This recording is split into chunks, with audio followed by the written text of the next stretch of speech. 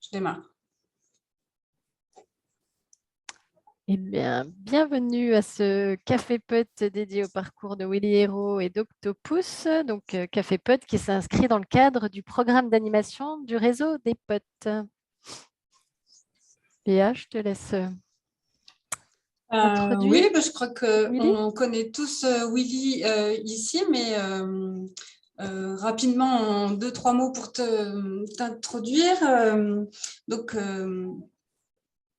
tu es issu d'un parcours technique, ingénieur, jusqu'au jour où tu as découvert l'agroécologie, et où tu as décidé de recentrer ta vie personnelle et professionnelle autour de ces valeurs plus humanistes et proches de la nature. C'est exactement ça. Voilà. C'est parfait. Merci. Et bien voilà, maintenant je te laisse développer tout ça. Je vais partager mon écran. Du coup, j'ai préparé un petit truc à vous montrer. Sachant que l'objectif pour moi, c'était d'essayer peut-être de vous donner quelques trucs ou astuces ou au contraire des choses à ne pas faire qui, moi, m'ont aidé ou au contraire m'ont plutôt handicapé pour réussir à rendre ce projet, ce rêve viable, quoi. D'accord ? Alors, vous voyez l'écran ? Ça marche. Oui. Ouais, c'est bon ? Ouais. Ok, alors attends, comment j'enlève ça, moi ? Je peux pas enlever ça ? Bon, c'est pas grave. Ok, alors, j'ai essayé de un peu répertorier les différents sujets qui sont pour moi importants et clés pour réussir, en tout cas qui ont été clés pour moi pour réussir ce projet-là. Donc, je vais les passer tour à tour pour expliquer pourquoi. D'accord ? Vous m'arrêtez, d'accord ? Ou si vous avez une question et tout, il ne faut pas hésiter. Vous n'êtes pas obligé d'attendre la fin. Enfin, moi, ça ne me dérange pas. Oui, surtout que là, on n'est pas très nombreux, donc on peut intervenir. Donc, le premier point, pour moi, c'est la vie personnelle. Et ce que j'entends par vie personnelle, c'est l'entourage, d'accord ?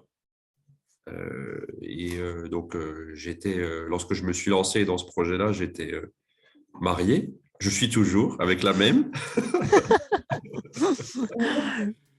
Mais du coup, c'est ça que je veux dire, c'est que sans l'accompagnement et le soutien des proches, ça me paraît beaucoup, beaucoup plus compliqué.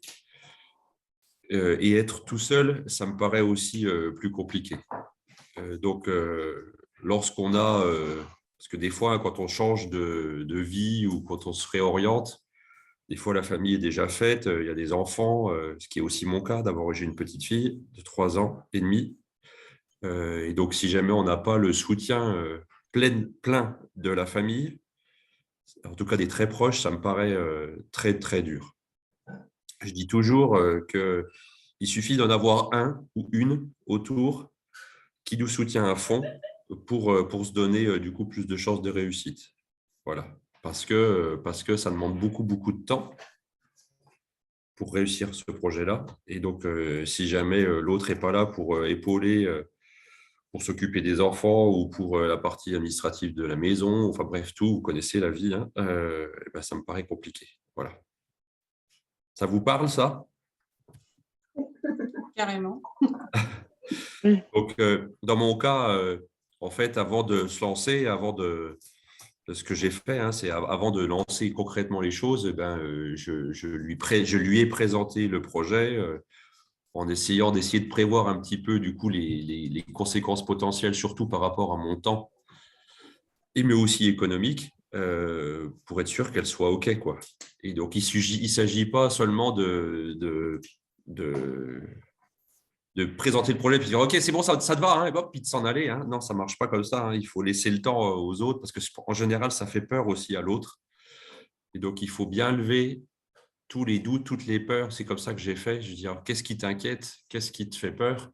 Et puis, des fois, il y a des peurs auxquelles je n'avais pas pensé et qui sont justement intéressantes d'avoir pour éviter, pour lever quelques risques, mais il faut vraiment laisser pas mal de chance et de temps à ça. C'est vraiment important. Donc ça, c'est la relation par rapport à ceux qu'on aime qui sont tout proches. Et puis, il y a la relation par rapport à soi, donc ce que j'appelle l'alignement. Donc ça, c'est l'alignement avec nos valeurs, hein, de qui on est, qu'est-ce qui nous fait vibrer. Et parce que souvent, hein, les gens se posent la question de pourquoi je suis fait, oh, mon boulot, il ne me plaît pas, enfin bref. Et j'ai eu la chance de participer à une espèce de bilan de compétences, d'accord, selon une méthode qui a été créée par le monsieur là, qui est sur l'écran, qui s'appelle Will Schutz, qui s'appelle l'élément humain.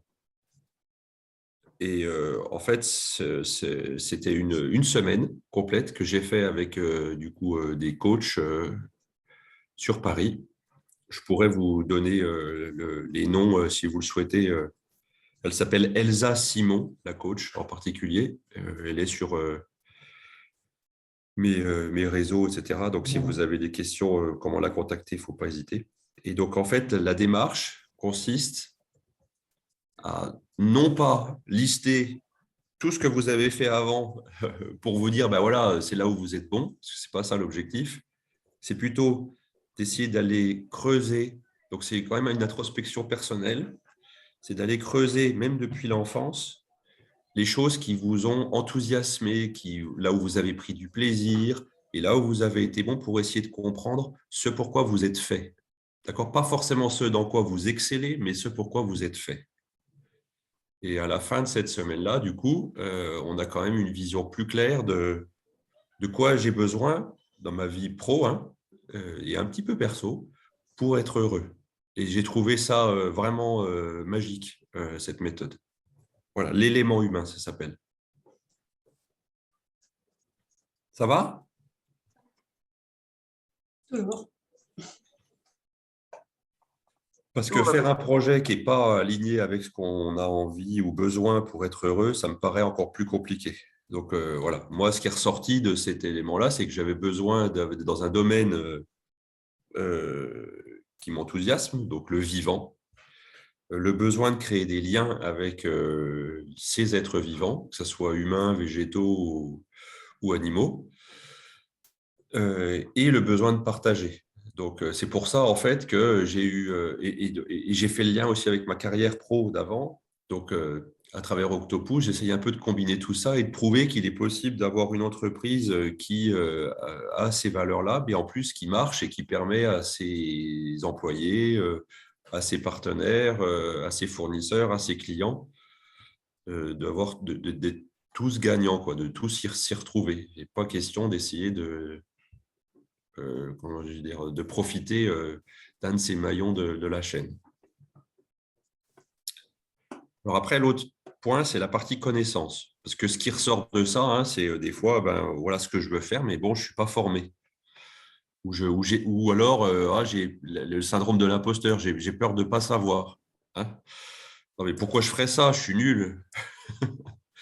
Et donc, dans mon cas, alors là, je vous présente ma vision. On n'est pas tous pareils par rapport à ça. Je vous explique comment moi j'ai fait. Je suis allé en formation, du coup, comme l'a expliqué Béatrice, chez Terre et Humanisme, donc en Ardèche. C'est la sauce qui avait été créée, je crois, par Pierre Rabhi. Je crois que c'est lui qui l'a créé. En tout cas, c'était son dispositif. Et donc, j'ai découvert une méthode et je me suis formé en grande partie là-bas. Et moi, je n'ai pas fait le choix de reprendre des études de plusieurs années, etc. J'ai appris beaucoup, en fait, je mis moi-même, mais ce n'est pas tout à fait vrai quand même. Je n'ai pas fait tout seul. C'est en rencontrant des gens, en discutant, en échangeant. D'ailleurs, il y en a quelques-uns, en tout cas au moins un en particulier qui est là, en train de me regarder, qui a participé à ça. Et en lisant et en faisant soi-même. C'est-à-dire que si on attend d'être complètement prêt pour se lancer dans un truc, eh bien, en fait, on ne se lance pas beaucoup. Donc, je trouve qu'il faut aussi, à un moment donné, être conscient des manques de connaissances, certes, mais aussi de se lancer, d'essayer de faire des tests, au moins sur, même si c'est en dehors de la structure ou en dehors du projet, mais il faut essayer et d'apprendre en faisant. Je crois qu'on peut tous être d'accord que des fois, quand on va à l'école ou quand on apprend des choses, alors il y a des choses qui sont bien sûr, hein, je suis fan d'école, mais quand on arrive ensuite dans la réalité, ben, on se rend compte qu'il nous manque encore plein de choses. Et ça, ben, il n'y a que la pratique qui peut nous la donner.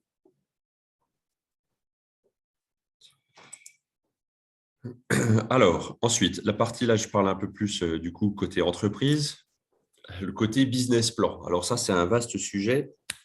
J'ai essayé de regrouper ça selon 3 thèmes. Donc, la partie étude de marché, que tout le monde demande. Ah, il faut faire une étude de marché. La partie l'accompagnement, les structures d'accompagnement qui existent, et on existe beaucoup, beaucoup, beaucoup, pour les créateurs de projets, créateurs d'entreprises. Et puis, la question du modèle économique. Alors, de par mon métier d'avant, parce que j'ai été dans le marketing et dans le commercial avant, donc j'avais appris à faire des études de marché. Donc, bien sûr, j'en ai fait une. La question, c'est qu'est-ce qu'on fait? Quelle étude de marché et pourquoi est-ce qu'il faut la faire? Quelle taille on fait d'étude de marché et quel est l'intérêt? Pourquoi en fait on fait ça? Et le risque, je trouve, parfois, on entend souvent, des fois quand on va voir les banquiers ou justement les structures qui accompagnent les créateurs d'entreprises, en se disant, mais elle est où votre étude de marché? Il faut en faire une. Des fois, certains vous conseillent de payer l'étude de marché à un cabinet qui le fera pour vous. Alors, je vais être un peu noir et blanc, hein, c'est mon style.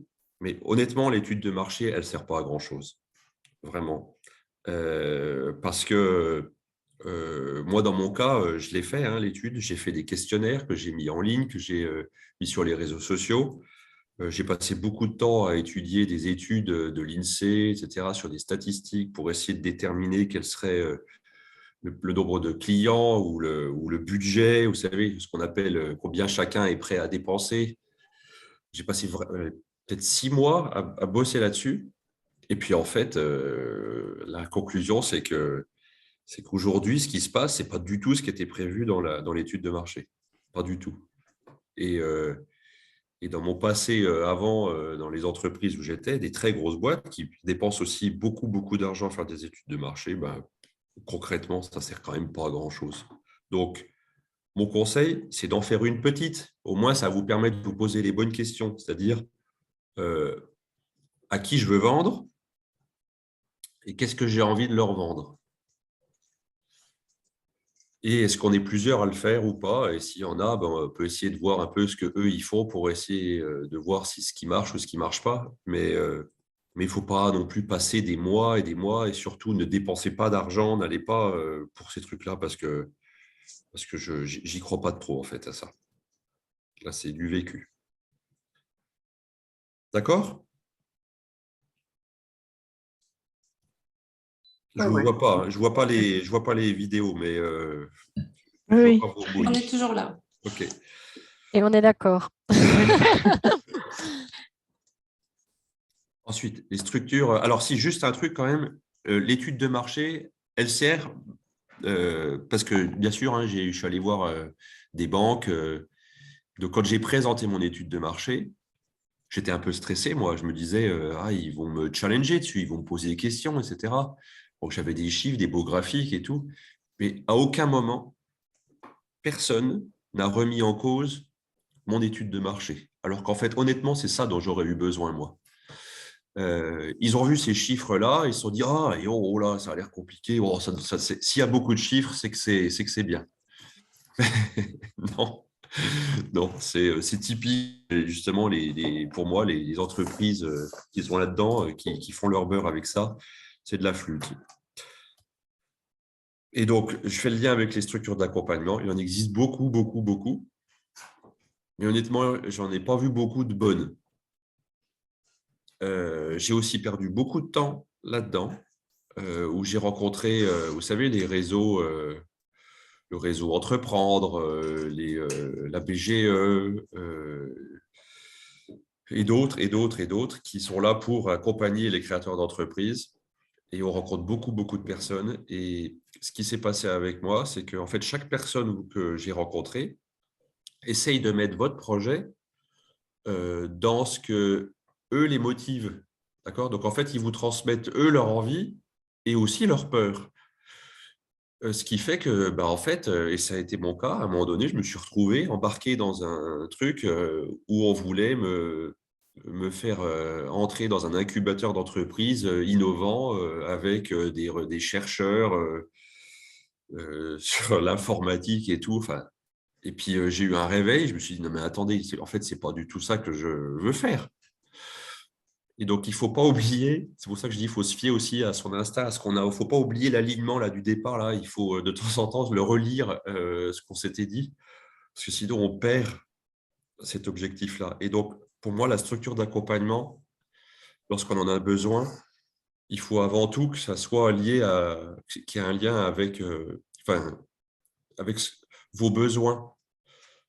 Si jamais vous n'avez aucune connaissance dans le commercial, il faut que la structure d'entreprise, enfin de création d'entreprise devant vous, de projet, ça soit quelqu'un qui, votre conseiller, ça soit quelqu'un qui, lui, ait une fibre commerciale pour qu'il puisse vous conseiller, avec justement une expérience dedans, hein, pas quelqu'un qui est juste là pour regarder votre beau tableau avec tous les chiffres, il dit « Ah oui, ça a l'air compliqué, c'est bien. Bon, cochez la case là. » Non, c'est pas ça. Ça ne sert à rien, ça vous fait perdre du temps. Puis honnêtement, c'est inutile. Donc, il faut trouver quelqu'un qui soit en lien avec votre objectif, votre besoin, et puis quelqu'un avec qui vous vous entendez bien, quoi. Ou si vous pouvez retrouver quelqu'un, votre conseiller qui a les mêmes valeurs que vous, je pense que c'est mieux. Voilà, vous ne laissez pas trop embarquer par des gens qui vous vendent du rêve en vous disant que si vous faisiez ça, vous seriez millionnaire. Voilà, je ne crois pas que ça soit la bonne approche. Et cette phase-là, elle prend du temps? Enfin, Oui. quand on a trouvé la bonne personne, et oui, ça prend du temps. Quand on l'a trouvé, pour moi, ce qui était le plus long, c'était de trouver la bonne C'est trouvé, personne. oui, c'est Ouais. ça. Ouais, Une ouais. fois qu'on l'a trouvé, non, ça va, ça peut prendre quand même plusieurs mois. Hein. Mhm, Mais vous faites d'autres choses en parallèle. Vous faites la partie connaissance avant aussi, en même temps. mhm. Et puis, normalement, la personne, elle est là pour vous faire gagner du temps, justement, pour vous Ok. poser les bonnes questions, vous mettre en relation avec, par exemple, un financeur. Mais ça peut prendre plusieurs mois. Hein. Ça peut peut-être, je crois même que dans leur contrat, parce que c'est des entreprises ou des associations, pardon, qui sont rémunérées par l'État pour accompagner les créateurs de projets. Donc, Mhm. je crois que dans leur convention, ils ont, je crois, jusqu'à 1 an, en fait. Ok. Je crois. Oui, il y a un cadre, et puis après, Ouais. bien sûr, en fonction du projet et puis des objectifs et autres, ce cadre, il est souple, j'imagine. Il Oui. s'adapte, c'est l'intérêt, quoi. Ok. Merci. Mais ouais, quand j'ai pas été, il faut rester critique en fait, hein, Mhm. avec ce que ces gens-là vous disent. Je pensais en fait trouver des gens qui détenaient la vérité et non, en fait, malheureusement, sur quel statut choisir, où s'implanter, ou la partie commerciale. En fait, non, ils ne détiennent pas la vérité. Je m'étais trompé, je pensais vraiment trouver ça. Et en fait, non, il faut plutôt prendre ça. On va avoir un autre avis ou plusieurs avis, mais après, c'est vous, il faut se fier aussi à ce que vous, voilà, votre instinct est ce qui vous motive. Et finalement, tu as choisi qui pour t'accompagner? Et alors, finalement, j'étais allé avec la BGE, où l'accompagnement a été correct, mais bon, sans plus, honnêtement. Là où j'ai trouvé le meilleur accompagnement, pour moi, c'était le réseau Initiative. Donc moi, je dépendais de Initiative Dole Territoire, mais c'est une structure nationale, il y en a partout. C'est Initiative France. Et là, la conseillère, en fait, la personne qui m'a accompagné était vraiment au top, vraiment. Et là, j'ai vu la différence, en fait. Je ne ressortais pas de la réunion en me disant, oui, tout chamboulé, un peu mal à l'aise. Non. j'avais le sentiment que j'étais bien, que c'était en ligne avec justement ce que je voulais au départ. C'est pour ça que je dis qu'il faut aussi se fier à son instinct. C'est Donc, plus aussi une question de ouais. personne que de réseau, non? Oui, ça, Des oui. réseaux différents activés Ouais. aussi en fonction des compétences qui, pour certains, sont peut-être pas négligeables quand même, mais je Absolument. pense que c'est Mais toujours une affaire de personne quand même, ces questions-là, non? ça compte, mais il y a des réseaux, je pense, qui sont Oui, aussi plus orientés vers, vous voyez, qui veulent vous faire rentrer dans la case, par exemple, innovante. mais ça, je suis tout à fait d'accord. De toute façon, je pense que tout ce qui touche ouais, à des sujets un peu innovants, ils ont du mal à trouver souvent une Ouais. place et ils sont plus longs d'ailleurs à aboutir souvent pour ces raisons-là. Ouais, Et puis après, ils peuvent être aussi un peu sur des stéréotypes, quoi. Oui, total. Et Complètement. quand on arrive, bah, on n'est pas on est un cas forcément singulier, quoi. Et, Absolument. donc, Ouais, ils voulaient absolument que je mette de l'électronique et de l'informatique dans mon truc, quoi. ouais. Et bon, avec mon passé du coup technique, ben, au début, ça m'a un peu séduit. Vous voyez, on s'est dit, ah ben oui, Mhm. pourquoi pas. Et en fait, non, c'est pas ça, quoi. Voilà. Euh, alors après, le modèle économique. Alors, je ne sais pas si tout le monde voit ce que je veux dire par là. Le modèle économique, c'est en gros comment on vend, quoi, à qui on s'adresse. Et donc, moi, mon approche au départ, c'était de vendre. Donc, dans mon offre d'Octopus, l'accompagnement au départ, c'était l'accompagnement des particuliers qui veulent apprendre à jardiner selon les principes de permaculture ou d'agroécologie. Et donc, j'avais on va dire deux piliers, la partie produit et puis la partie service.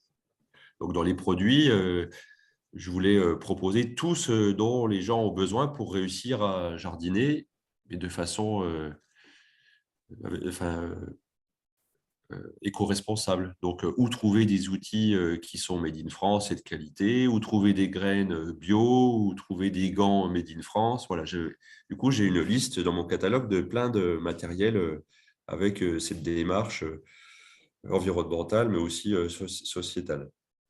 Et donc, je pensais que c'était aussi ça qui avait été révélé par l'étude de marché, que les gens allaient d'abord commander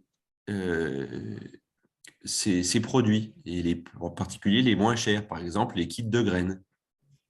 Donc, j'avais prévu un kit de graines à 23 €. Et donc, je pensais en vendre des centaines la première année et que dans un second temps, les gens qui avaient d'abord commandé la première fois ces graines-là, eh ben, dans un second temps, peut-être feraient appel à mes services pour la partie formation ou la partie conception d'extérieur, un peu comme un paysagiste, mais du coup naturel, qui sont du coup des plus gros investissements, parce que là, c'est plusieurs centaines, voire milliers d'euros. Et bien, en fait, ce n'est pas du tout ça qui se passe. Et donc, mon message, c'est qu'en fait, c'est pour ça, j'avais tout calqué sur l'étude de marché, mais il faut réussir à s'adapter. Et, et un des conseils que tout le monde m'avait donné, toutes les structures d'accompagnement, les banques, bref, les entourages, les autres entrepreneurs, je crois que tout le monde m'avait dit, surtout, ne vise pas trop large, concentre-toi sur un truc, sur un sujet, sinon tu vas être noyé. Donc, fais pas et la formation, et les produits, et le design, tu n'y arriveras pas. Et ben, je ne les ai pas écoutés, et sincèrement, j'ai bien fait. Parce que, en fait, en faisant plein de choses différentes, ben, du coup, j'ai pu tester plein de trucs différents. Et du coup, il y a la partie service, la partie formation et design qui, elle, s'est révélée bien plus intéressante pour les gens. Et du coup, si je n'avais pas fait ça aussi, ben, je ne l'aurais jamais vu peut-être. Et je serais peut-être resté bloqué sur mes graines, à lutter pour essayer d'en vendre et d'en vivre. Alors que ben, du coup, assez rapidement, j'ai vu que ça se décalait. J'ai vu que j'avais des demandes au niveau des communes, des assos, des communautés ou même des professionnels. Du coup, j'ai pu modifier mon modèle économique à la demande. Et ça, c'est vachement important. Si jamais on n'est pas à l'écoute, ça fait un peu marketing ce que je dis, mais si on n'est pas à l'écoute du marché et de nos clients, des besoins en fait, ben, on ne peut pas y arriver. Donc, un de mes conseils, si on peut, bien sûr, il ne faut pas que ce soit trop par rapport au temps qu'on a, Mais c'est bien de tester plein de choses pour voir ce qui marche le mieux et puis aussi pour soi, pour voir ce qui nous plaît le plus. Voilà. Ça va, c'est clair ce que je voulais dire? Oui, ouais, très clair. Ensuite, il y a la partie communication. Alors, avec Octopus, j'ai investi quand même une grosse partie en com. Et là, j'ai fait le choix de faire appel à une agence de com qui s'appelle Ne Soyons pas raisonnables, qui est aussi de la région, d'accord, basée à Dijon. Mais, et donc, c'est une petite agence hein, très locale, mais où les valeurs sont les mêmes que les nôtres. Et donc, en fait, en faisant ça, parce que ça coûte un peu d'argent, hein, ça coûte entre quelques milliers d'euros. Si vous alliez voir une grosse agence de com, c'est quelques dizaines de milliers d'euros. Donc, je conseille de ne pas chercher trop gros. Hein. Mais au début, j'étais un petit peu est-ce que je le fais? Ça représente quand même de l'argent, mais je ne regrette pas du tout. Et donc, je conseille de le faire, même si c'est sur un petit bout seulement, même si c'est juste sur le logo ou juste sur le nom ou sur les couleurs, le style, en fait.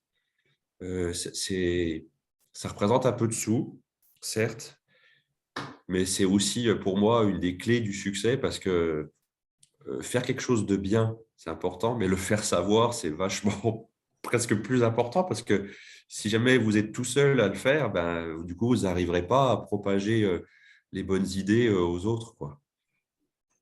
Voilà, donc si vous avez besoin des contacts sur cette agence, il ne faut pas hésiter, je vous donnerai les contacts.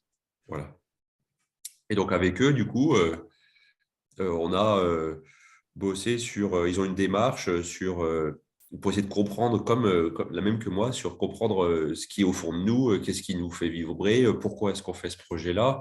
Et puis de là, en fait, découle le nom, le logo et tout ça. Et pour la petite histoire, en fait, le nom, ils ne voulaient pas que je mette ce nom-là. Ça, c'est moi qui ai été le têtu. Je voulais absolument le nom. Je ne regrette pas non plus. Par contre, eux, ils ont décidé le logo autour et tout le reste. Tu vois, les petits dessins colorés, les petits bonhommes là, vous voyez autour, c'est eux qui en fait ont défini cette approche. Et puis maintenant, je réutilise le même style pour essayer de garder la charte graphique. Et du coup, pourquoi Octopus? Alors, pourquoi Octopus? Ça, c'est quand j'ai fait la méthode là, avec Will Schultz de l'élément humain. Ce qui est ressorti de là, mon essence, en fait, c'est de créer du lien avec les êtres vivants. Et du coup, ce lien, c'est fait partie en fait de la démarche. On en ressort une sorte comme un petit totem. Je ne l'ai pas avec moi là, il est ailleurs. Et en fait, une représentation physique de cette essence. Et moi, en fait, ce qui m'est venu, c'est que ce lien qui se crée avec les êtres vivants, c'est comme des synapses, là, vous voyez, des trucs invisibles qu'il y a entre tous les êtres vivants et moi. Et c'est ça que je veux créer. Et du coup, c'est un peu comme des tentacules, vous voyez. Et du coup, j'ai pensé aux poulpes et tout. Puis après, avec ma femme, elle a eu l'idée du jeu de mots octopus, du coup, en anglais, qui veut dire pieuvre. Et du coup, on a mis pouce pour le jeu de mots français. Voilà. C'est un peu alambiqué. Non, ça se justifie. Moi, je trouve ça très malin. Gentil. Et alors, honnêtement, du coup, moi, je ne regrette pas du tout d'avoir dépensé un peu de sous pour la com parce que j'ai beaucoup de compliments sur la com et je pense que ça joue aussi beaucoup au succès du projet. Et ce que je vois là, c'est une petite parenthèse, mais ce que je vois, c'est que je l'avais aussi eu ce ressenti lors du festival des solutions écologiques là, qu'on avait fait là, à Dijon. Il y a beaucoup, c'est vrai ailleurs, hein, il y a beaucoup de gens qui ont plein de bonnes idées, mais qui ne savent pas forcément communiquer autour. Et il ne faut pas hésiter à se faire aider. il y a des petites entreprises, des petites agences comme celle que je viens de vous présenter. En tout cas, celle-là, elle est vraiment bonne, qui peuvent filer un coup de main pour un petit peu de sous, mais ça vaut vraiment le coup, quoi. Ensuite, le site web. Et oui, la présence sur Internet, elle est quasiment inévitable. Même si au départ, je me disais, oh non, je ne vais pas le faire. Je n'ai pas envie de donner de sous à Google, Facebook, tout ça. Mais c'est difficile de ne pas le faire. Pas forcément au tout début, mais pour que le projet prenne de l'ampleur, pour que le bouche à oreille, pour qu'il y ait des gens qui en fait recherchent ce que vous vendez ou ce que vous proposez, tombe sur vous, il faut être connu et quand même Internet, c'est quand même une des clés. Et donc le site web, pour moi, est quasiment obligatoire, même si c'est tout petit, mais il faut le faire, à mon avis, par un pro. Et il existe aussi des agences qui font ça. Moi, je travaille avec l'agence Greenbox, qui est une agence web éco-responsable qui est à Dole et qui fait le site, pareil, pas trop cher, franchement, par rapport au prix que certaines agences peuvent pratiquer. Et vous pouvez avoir un petit site, même sans forcément vendre quelque chose, juste où vous présentez le projet, où du coup, vous pouvez décliner la charte graphique que l'agence de com vous aura faite. Et ça, voilà, c'est quelque chose qui, à mon avis, il faut faire aussi. Donc, le faire soi-même, moi, j'ai fait le mien tout seul et ça a été utile au début. Mais là, aujourd'hui, je vais le faire par un pro parce qu'il y a des choses que je ne sais pas faire et ça sera bien mieux fait. Voilà. Et donc, pas commencer trop gros. On fait tout petit, avec un petit budget. Franchement, même des fois, quand ça peut presque être gratuit, on peut faire quelque chose de bien. Alors, juste une petite parenthèse, j'avais aussi rencontré, est-ce que vous savez ce que c'est que le référencement sur Internet? C'est Pour vous savez, remonter.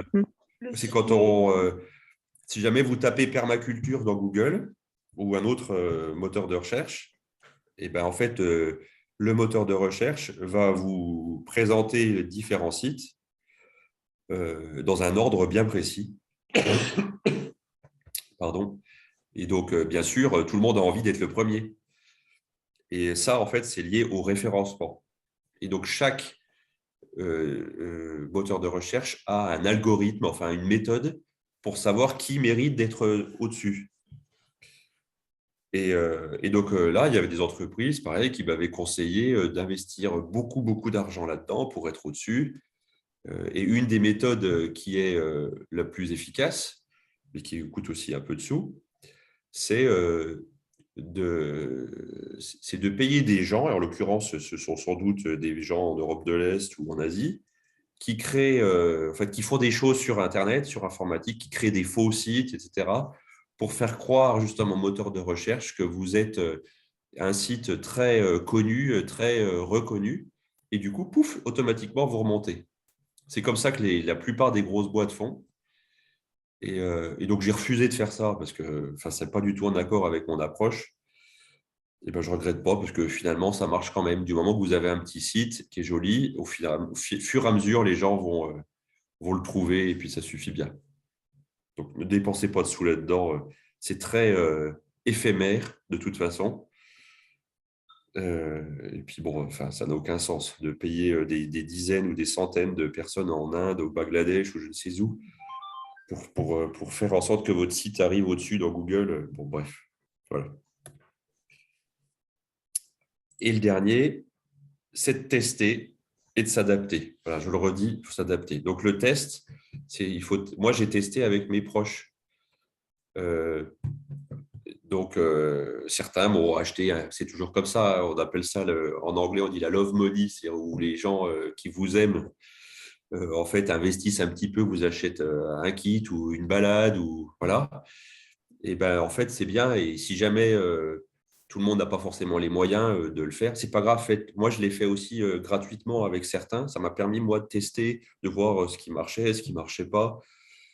Et ça, il faut le faire. Et ça vous permet aussi d'avoir quelques exemples de ce que vous faites pour le présenter aux futurs clients éventuels. Voilà. Du coup, s'adapter, parce que du coup, ce qui ne marche pas, ben, soit il faut le modifier, soit il faut l'arrêter, mais il ne faut pas trop s'entêter, quoi. Il faut rester à l'écoute de ce qui fonctionne, ce qui plaît ou ce qui ne plaît pas. Voilà. En gros, mes conseils, j'espère que c'est utile, sur comment j'ai fait pour que ça marche aujourd'hui. Je vais prendre la parole rapidement.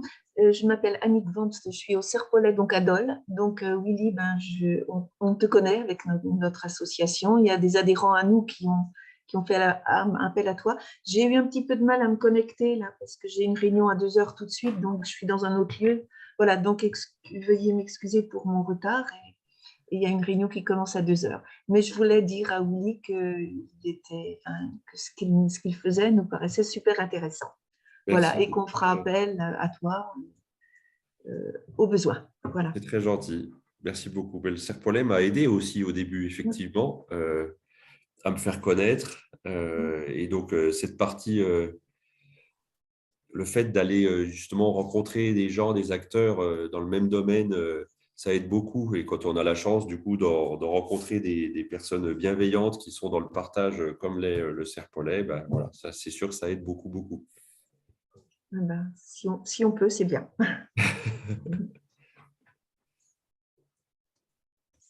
Une question que je me posais, tu n'es pas dans le secteur agricole, parce que là, tu as fait appel à des structures d'accompagnement, tout domaine confondu, alors qu'il y a des accompagnants qui sont plus sur le secteur agricole lui-même. Tout à fait. Non, c'est pas une entreprise agricole, non.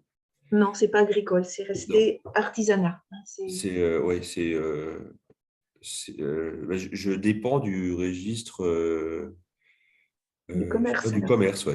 Ouais, ok. Et d'ailleurs, c'est bien qu'on discute de ça. J'ai des amis qui, eux, vont dans le domaine agricole et qui sont venus voir le Serpollet et tous les retours sont ultra positifs. Donc, en termes du coup, de structure d'accompagnement, voilà, je pense que le Serpollet peut être classifié dans les bonnes structures. Je ne dis pas ça parce que vous êtes là, hein, je le pense vraiment. Merci. Oui, donc on peut faire des études de faisabilité, des études de marché en lien avec une association qui s'appelle l'AFOG, qui est plus Comptagestion, et puis le CERD, qui est dans le coin de Nevers. Donc, on est en partenariat et on mène des études de faisabilité sur le secteur agricole, en particulier pour les gens qui ont des projets très différents des projets majoritaires, par exemple du Jura, qui sont… Attends, une seconde.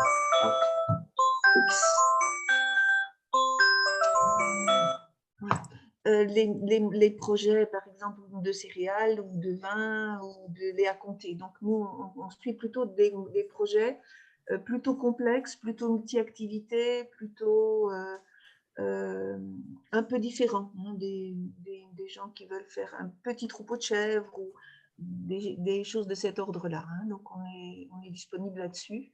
On a une salariée qui connaît bien son affaire maintenant. Et puis les bénévoles aussi, donc on est assez impliqués là-dedans, nous autres. Voilà.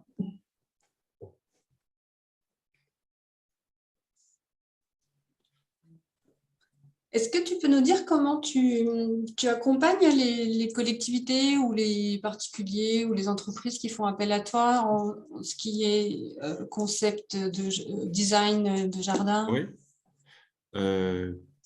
Alors, je prends l'exemple de la ville de Dole. Je vais reprendre 2 exemples. Donc, pour la ville de Dole, c'est avec la régie de quartier, donc un quartier prioritaire, je crois, c'est ça que ça veut dire, comme ça qu'on le dit, je crois, du coup, on a été mis en contact et sur ce quartier-là, donc il y a beaucoup d'initiatives qui sont mises en place pour essayer de faciliter un petit peu la vie des habitants qui n'ont pas forcément la vie facile. Et en l'occurrence, et puis c'est quand même un peu, c'est pas le bon mot, mais à la mode, de créer des jardins partagés, ou en tout cas d'apporter un peu d'agriculture urbaine dans ce genre de quartier. Et donc, c'est comme ça qu'on s'est rencontrés. Et j'ai conçu, mis en place des jardins pédagogiques et partagés avec la ville de Dole, où j'animais des ateliers et tout ça. Donc là, il y avait la partie conception, design, la partie atelier, formation, où du coup, je faisais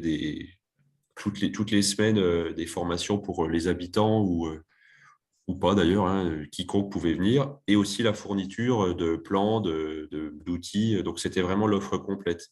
Et c'est la partie connaissance qui m'a fait rentrer d'abord. Et du coup, maintenant, ça se décline avec d'autres villes autour, avec des petites communes aussi, ou avec des écoles, avec des maisons de retraite. Là, ce soir, à 18h, j'ai rendez-vous avec la ville de Gevrey-Chambertin, par exemple, pour éventuellement les accompagner sur la gestion des espaces verts pour que ça soit un petit peu plus écologique. À la Marche-sur-Saône, où on a un projet avec une école pour la désimperméabilisation et puis la végétalisation des cours d'école. Tout ça associé avec des petits ateliers que je fais avec la classe, avec les élèves. Voilà, c'est ça principalement.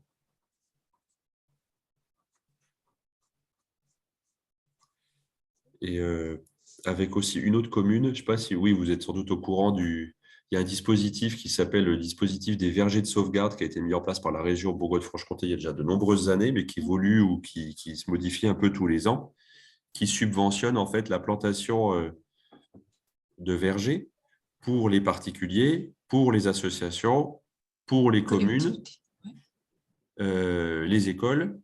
Et donc, la subvention prend 70% des coûts qui prennent en compte donc, les plants des arbres, une partie de mon boulot, la plantation de haies, les petits fruits rouges et les abris pour la biodiversité, c'est-à-dire les refuges à oiseaux. Les ruches aussi, je crois. Ouais.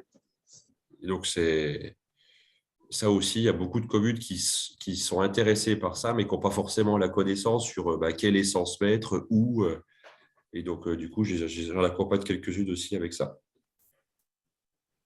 Et ces connaissances-là, pour savoir quelle essence mettre, etc., tu l'as appris avec la formation Terre et Humanisme, c'est ça? Non, la formation que j'ai faite à Terre et Humanisme, elle était vraiment orientée donc, agroécologie, donc c'est vraiment le potager. C'est vraiment le potager que j'ai appris là-bas sur comment faire pousser des légumes, principalement des légumes, hein, à peu près n'importe où. La partie connaissance végétale, je l'ai apprise moi en lisant beaucoup et en testant.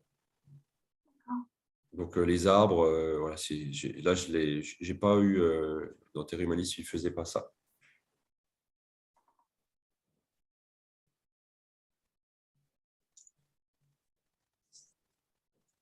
Et du coup, sur la partie potagère, est-ce que tu peux nous dire un peu dans tes activités, qu'est-ce qui se fait pour un peu développer le potager de proximité avec des ressources un peu éco-responsables? Tu veux dire ce que je fais moi ou ce qui existe je suis pas sûr Ce que tu fais, dans la région. Parce que ça m'intéresse un peu dans le développement de l'alimentation durable, tout ça. Par exemple, à Dole, on a mis en place donc, un jardin pédagogique qui est centré principalement sur… donc, c'est au cœur des jardins familiaux en fait, de la ville. Il y a une parcelle qui appartient, qui est restée pour la ville. Et donc, c'est là-dessus que je viens donner des cours pour les autres jardiniers sur les méthodes, justement, agroécologiques. Donc, je les fais participer, on fait ensemble. Ils apprennent en faisant avec moi. Là, cette année, à Dole, on met en place un jardin partagé. Donc là, ce n'est pas la même approche. On a une parcelle et là, les gens ne viennent pas pour forcément apprendre. Bien sûr, ils apprendront, mais avant tout pour cultiver, eux, et du coup, récolter à cet endroit-là. Et conseils un peu dans le type de légumes Oui, voilà, ça c'est vraiment ça c'est le détail, mais oui, avant tout ça, il y a comment le jardin doit être organisé. Parce qu'en fait, en permaculture, on part D'accord. d'une vision plus globale pour ensuite aller au détail. Et donc, Ok. avant de se dire, tiens, est-ce que je mets les tomates avec les salades, il faut d'abord se demander où est-ce que je les fais pousser, où est-ce que je mets le récupérateur d'eau. En fait, on essaie de créer des écosystèmes. Et quand ils sont bien conçus, ces écosystèmes, du coup, c'est moins d'entretien et il y a plus de réussite. Donc, c'est d'abord là-dessus, en fait, où je travaille. Et après, oui, mais ça c'est un tout petit pouillème, quel légume on met avec quoi. Oui, enfin bon, les tomates qui ne poussent pas partout non plus. Ouais. Je raisonne avec les plans d'alimentation territoriale où effectivement il y a pas mal de dispositifs qu'on accompagne avec des projets. Et je vois passer effectivement des jardins partagés ou peut-être avec des collèges aussi. Non, il n'y a pas des. J'ai pas fait encore avec les collèges. Pardon? Non. J'ai pas encore fait avec un collège. Pourquoi tu dis que les tomates, elles poussent pas partout? Non, mais je dis ça comme ça dépend. D'accord. Ça dépend de la méthode, effectivement. Et du soleil peut-être parfois, mais non, on peut Oui, s'en passer. absolument, il faut un peu de lumière. Mm. Et du Ok, coup, super. Isa, j'ai répondu à la question sur les arbres ou pas? Oui, oui, Oui. oui. Ouais. Ça te Oui. surprend ou pas? Non, je me dis que peut-être le fait que tu aies fait cette formation avec Terre et Humanisme te donne une légitimité peut-être par rapport à tes clients. Oui. Parce que moi aussi, je m'intéresse beaucoup à la biodiversité, aux arbres, aux plantes potagères, etc. Et j'ai lu beaucoup de choses aussi. J'ai fait des formations avec, par exemple, la forêt gourmande qui est Oui. à côté de Chalon-sur-Saône.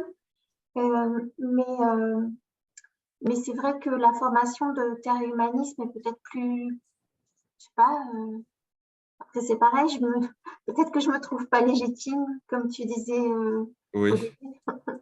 Mais alors, dans ma vie, même avant, j'ai fait beaucoup de formations. La formation de Terre et Humanisme était vraiment top, vraiment. Parce Ouais. qu'elle était très complète et c'est très concret. Ça part du pourquoi jusqu'au comment, en fait. Et donc, le comprendre, le pourquoi, pour moi, c'est la base. Il ne suffit pas d'apprendre à… vous voyez, si jamais on apprend que les tomates, elles vont avec tel légume, ou l'arbre, on le met à cet endroit-là parce que… on associe le pommier avec un plant de framboisier, ça ne suffit pas, en fait. Et à Terre Humanisme, ce que j'ai appris, c'est justement à comprendre le fonctionnement de la nature, on va dire. D'accord? Et cette approche, cette réflexion-là, voilà, pour moi, j'ai appris ça là-bas. Après, une fois que j'ai compris les clés, le mode d'emploi, c'était plus facile, du coup, peut-être d'assimiler ce que je disais dans les bouquins. Après, ce que je peux compléter, c'est que par contre, j'ai quand même eu un diplôme de designer en permaculture que j'ai fait en Belgique. Oui. Donc, d'un point de vue formation concrète, c'est ces deux choses-là que j'ai faites. D'accord. Parce qu'en France, il y a, pour le design en permaculture, il y a plusieurs niveaux. Il y a l'initiation et puis après, je crois qu'il y a un deuxième step et un troisième peut-être. Oui. Oui. Alors, en France, je n'ai pas trouvé de bonne formation de design en permaculture. Il existe plein de stages possibles pour être initié à la permaculture, du coup, à la réflexion, à la méthode globale. Il existe plein de formations sur comment réussir un potager en permaculture. Par contre, pour être designer en permaculture, j'en ai pas encore trouvé. Mis à part l'université permaculturelle qui existe, il y en a une, c'est pas reconnu par l'État, bien entendu, malheureusement, mais sinon, j'ai pas trouvé de formation qui m'avait convaincu. La formation de Terre et Humanisme, elle dure combien de temps? Il en existe plein. Tu as fait? C'est des formats, ça va de… Il faut au minimum une semaine, d'accord? L'idéal, c'est… ils acceptent comme le woofing, donc ils acceptent aussi les bénévoles sur 2 à 3 mois en été. Mhm. où du coup, bah, tu les aides à entretenir le jardin et puis en plus, ils te logent et puis ils te nourrissent, puis tu apprends un maximum. Donc ça, c'est l'idéal, mais tout le monde n'a pas le temps là. Mais déjà, si tu commences déjà à passer une semaine là-bas, tu reviens déjà avec un max de choses dans ta tête. Mhm. Bon, j'ai plus près de chez moi. J'irai à la mini-ferme du Morvan. D'accord. Après, Terre Humanisme, ils ont des lieux ailleurs qu'en Ardèche Oui, qui oui, sont oui. du coup labellisés, j'aime pas le mot, mais Oui, mais qui sont, ouais, ouais, je ne sais plus où, mais il y en a. je sais pas comment on peut dire. Après, j'ai trouvé ça bien aussi d'être. Parce que en Ardèche, pour ce sujet-là spécifiquement, le sol en Ardèche est vraiment pourri. Bien sûr, oui. Ouais. Et du coup, c'était aussi. C'est encore plus parlant et encore plus. On comprend encore plus de choses quand ces méthodes-là sont appliquées sur un sol pourri plutôt que de le faire en Normandie, quoi. Tu vois. C'est ça, oui, oui, bah oui.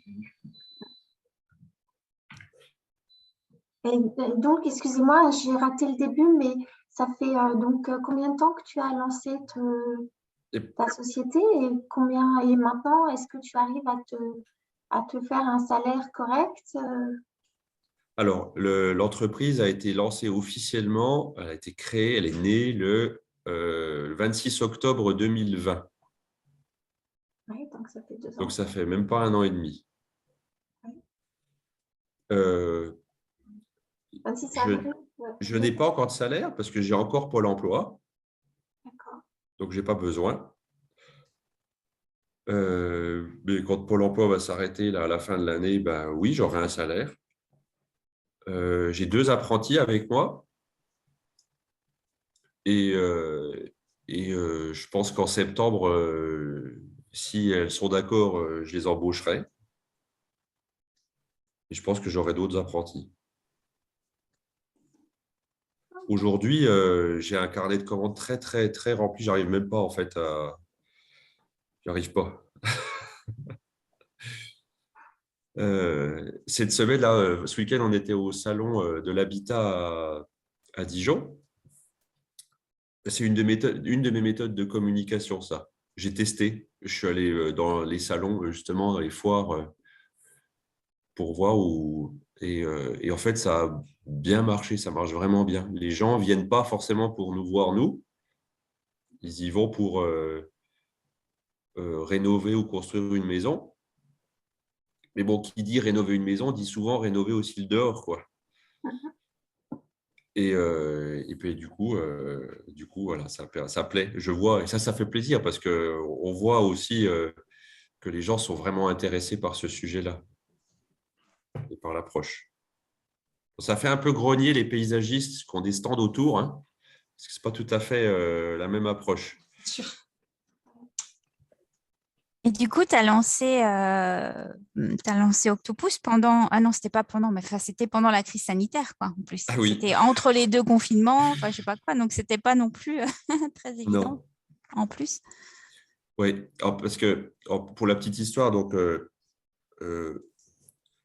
avant 2020, j'habitais à l'étranger avec mon boulot d'avant. J'habitais aux Pays-Bas. Donc on a changé de vie, on a déménagé et on est venu habiter dans le Jura, donc en janvier 2020, juste avant le Covid. Et du coup, c'est pendant cette période-là, c'est là, avec le Covid, avec tout ça, quoi, que j'ai réfléchi avec les différentes étapes que je vous ai expliquées avant. Et donc, c'est abouti à l'immatriculation de l'entreprise en octobre, mais bon, les mois d'avant, je bossais dessus quand même. Et mes premiers clients, ça a été en décembre, janvier. Donc, janvier 2021. Et tes premiers chantiers ou tes premiers clients, c'était quoi? Alors, si je mets de côté ma Les maman, copains. mes grands-parents, ça a été le tout premier, ça a été, que je ne dis pas de bêtises, ça a été une personne du coin, à Sœur, qui a entendu parler de moi par l'intermédiaire d'un de mes proches et qui, du coup, m'a appelé pour réaliser le design de leur propriété qui fait 1,5 hectare. J'étais du coup sur les fesses, hein, honnêtement. Hein. Je dis, Vous êtes sûr? On parle de légitimité. Au début, j'étais... Et voilà, c'était ça le premier. Après, j'imagine que le bouche à oreille, ça fonctionne aussi très, très bien. Eh ben, je le vois surtout cette année. Ah oui. Oui. Là, cette année, je le vois vraiment. Et puis, justement, les gens commencent à taper sur Google permaculture, par exemple, ou jardin naturel. Je suis même surpris qu'en fait, le nom Octopus commence à être connu. Et en tout cas, autour de, voilà, dans le coin, quoi. Et donc, oui, le bouche à oreille commence à marcher. Ok. Je ne sais pas s'il y a encore des questions. On a dépassé déjà un petit peu 14 heures.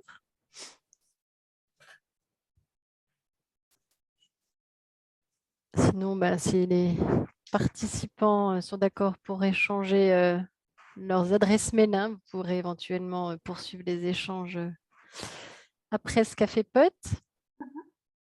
Oui. Béa, tu veux? Non, moi je des suis choses très contente de ce café pote. Je suis un peu déçue qu'il n'y ait pas eu plus de monde et que les gens qui s'étaient inscrits ne soient pas venus. Mais voilà, on va dire qu'il fait beau et qu'on leur accorde une excuse, mais en espérant qu'ils sont en train de gratter leur jardin, peut-être. C'est ce que ça me donne envie de faire, en tout cas. Pas de changer de vie, mais de sortir. On va pouvoir valoriser le replay dans notamment Oui, bien sûr. le forum aussi LinkedIn. Parce que c'est une belle expérience, effectivement, à valoriser. En tout cas, merci Willy, ça fait vraiment du bien. C'est gentil. Moi, ça me fait. J'espère que ça sera utile. En tout cas, ça me fait plaisir. Si je peux aider, il ne faut pas hésiter. Hein, parce que on n'hésitera pas. Me réécrire ou de me recontacter, etc. Il ne faut pas hésiter. Non, mais la présentation était aussi vraiment très sympa. Ça change. C'est très intéressant pour des PME, hein, enfin, des artisans qui veulent se lancer. Il y a un témoignage de tout le parcours et c'est voilà, un retour d'expérience, je pense, qui peut être utile à quelle que soit même l'activité. Tout à fait. Merci, oui. Merci à tous, à tous les participants. Merci beaucoup, Willy, pour cette présentation. Et puis, à très vite alors. À bientôt. Merci à tous. À bientôt. Merci. Au revoir. Au revoir.